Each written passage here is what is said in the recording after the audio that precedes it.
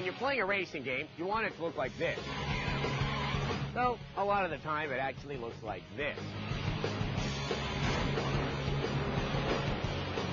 So, here I am at the Bob Bondurant driving school to get a better grip on my pole position. And to let the ladies see me in one fine-looking automobile. Or a go-kart. Well, the principles are still the same. But first, I gotta go through some training.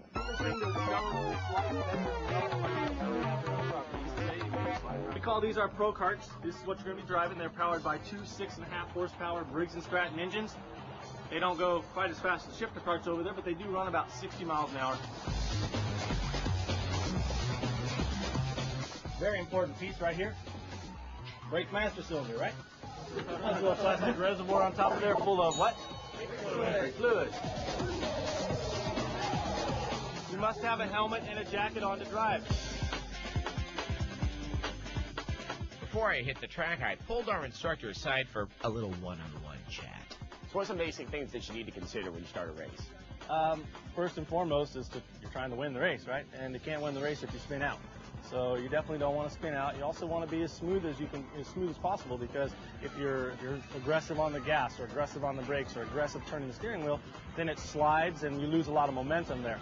So if you're in a tight turn, how do you keep your car right there on the track? Usually, the majority of the time when people go off the track, they're going into the turns too fast. You know, I have a little saying, slow in, fast out. If you go a little slower into the corners, you can be faster out of the turn and faster down the straightaway. How do you handle drivers when they're trying to pass you from behind? No real trick there. You're just supposed to be faster than the person that's behind you trying to pass up. You know, you should never really block, intentionally. You can move over a little bit and kind of drive more of a defensive driving line, but you should never block the person.